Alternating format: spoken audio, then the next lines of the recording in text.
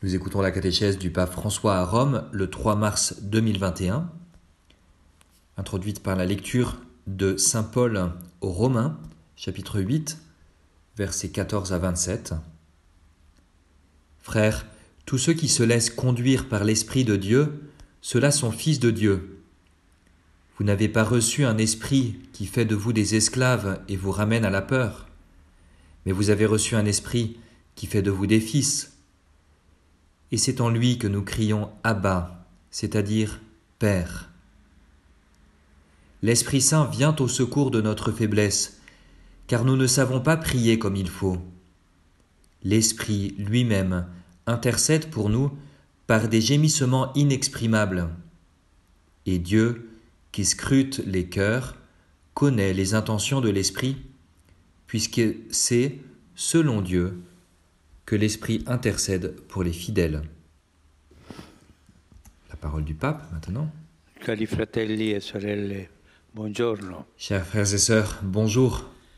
Nel nostro cammino di catechesi Dans notre chemin de catéchèse sur la prière, aujourd'hui et la semaine prochaine, nous voulons voir comment, grâce à Jésus-Christ, la prière nous ouvre grand à la Trinité, au Père, au Fils et à l'Esprit, à cet océan immense de Dieu qui est amour. Et c'est Jésus qui nous a ouvert le ciel et projeté dans la relation avec Dieu. C'est lui qui l'a fait. Il nous a ouvert cette relation avec le Dieu Trinité, le Père, le Fils et l'Esprit Saint. C'est ce qu'affirme l'apôtre Jean en conclusion du prologue de son évangile, chapitre 1, 18. « Nul n'a jamais vu Dieu, le Fils unique qui est tourné vers le sein du Père, lui l'a fait connaître. » Jésus nous a révélé l'identité, cette identité de Dieu, Père, Fils et Esprit Saint.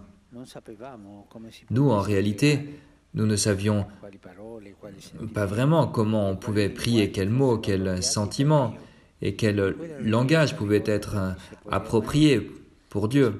Et dans cette demande adressée par les disciples au Maître, que nous avons souvent rappelée au cours de nos catéchèses, se trouvent tous les tâtonnements de l'homme, ces tentatives répétées, souvent ratées, de s'adresser au Créateur.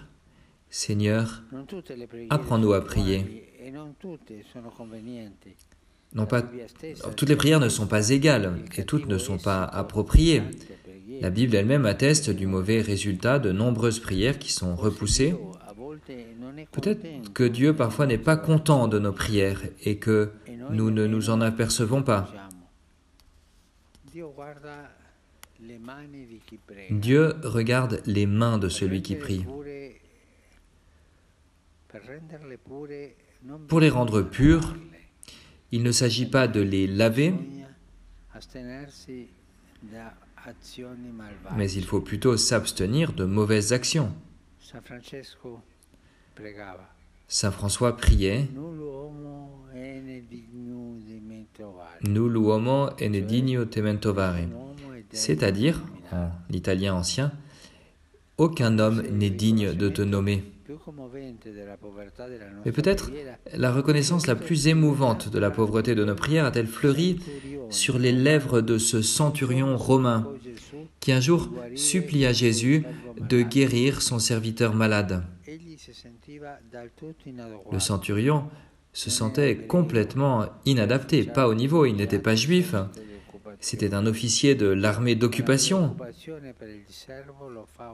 Mais la préoccupation pour son serviteur, le souci de son serviteur, lui fait oser. Et il dit « Seigneur, je ne mérite pas que tu entres sous mon toit, mais dis seulement un mot, et mon serviteur sera guéri. » C'est la phrase que nous aussi, nous redisons dans chaque liturgie eucharistique. Dialoguer avec Dieu est une grâce. Nous n'en sommes pas dignes. Nous n'avons aucun droit à avancer, Dans chaque parole, chaque pensée que nous avons, nous boitons. Mais Jésus est la porte qui nous ouvre à ce dialogue avec Dieu.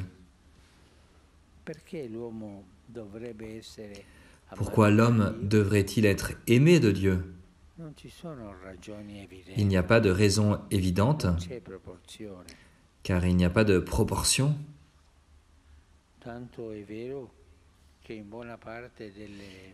À tel point que dans une bonne partie des mythologies, on ne prévoit pas le cas d'un Dieu qui se soucie des événements humains. Ceux-ci sont même pénibles et ennuyeux, tout à fait négligeables. Rappelons-nous la phrase de Dieu à son peuple, répétée dans le Deutéronome. Réfléchis. Quel peuple a ces dieux proches de lui? Comme vous m'avez proche de vous. Cette proximité de Dieu est la révélation. Il y a des philosophes qui disent que Dieu ne peut que penser à lui-même, que c'est plutôt nous, les êtres humains, qui cherchons à adoucir la divinité et à nous rendre agréables à ses yeux. D'où le devoir de religion avec son cortège de sacrifices et de dévotions à offrir sans cesse pour gagner les faveurs d'un Dieu muet, d'un Dieu indifférent. Il n'y a pas de dialogue. C'est seulement Jésus. C'est seulement la révélation de Dieu avant Jésus à Moïse. Quand Dieu s'est présenté, c'est seulement la Bible qui nous a ouvert le chemin du dialogue avec Dieu. Rappelons-nous, quel peuple a ces dieux proches de lui comme tu m'as, moi, proche de toi. Cette proximité de Dieu qui nous ouvre au dialogue avec lui.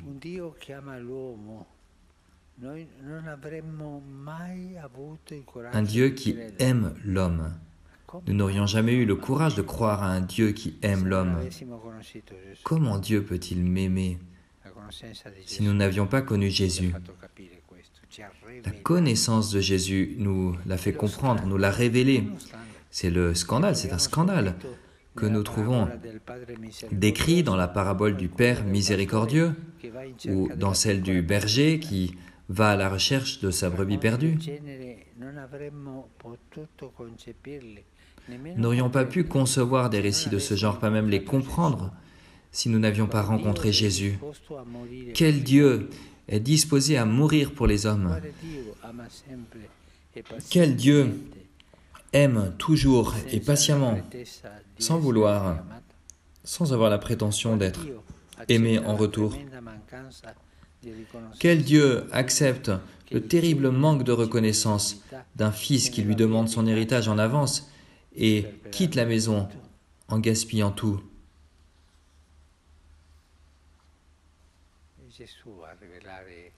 C'est Jésus qui révèle le cœur de Dieu. Jésus nous raconte ainsi, par sa vie, dans quelle mesure Dieu est Père. Personne n'est Père comme lui. La paternité, qui est proximité, compassion, tendresse. N'oublions pas ces trois mots qui sont le style de Dieu. Proximité, compassion et tendresse. C'est sa manière d'exprimer sa paternité à notre égard.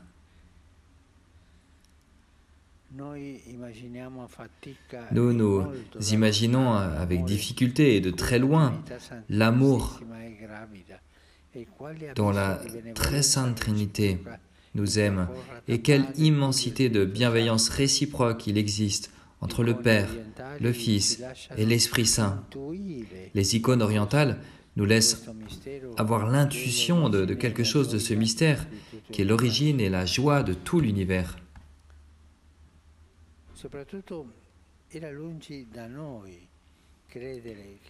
Mais il nous était surtout impossible de croire que cet amour divin allait se dilater en parvenant à nos rivages humains. Nous sommes le point d'arrivée d'un amour qui ne trouve aucun égal sur la terre. Le catéchisme l'explique. La sainte humanité de Jésus est donc le chemin par lequel l'Esprit Saint nous apprend à prier Dieu notre Père. Et c'est la grâce de notre foi. Vraiment, nous ne pouvions pas espérer de plus haute vocation. L'humanité de Jésus, Dieu s'est fait proche en Jésus. L'humanité de Jésus a rendu la vie de la Trinité elle-même disponible pour nous. Il a ouvert tout grand cette porte du mystère de l'amour du Père, du Fils et du Saint-Esprit. Merci.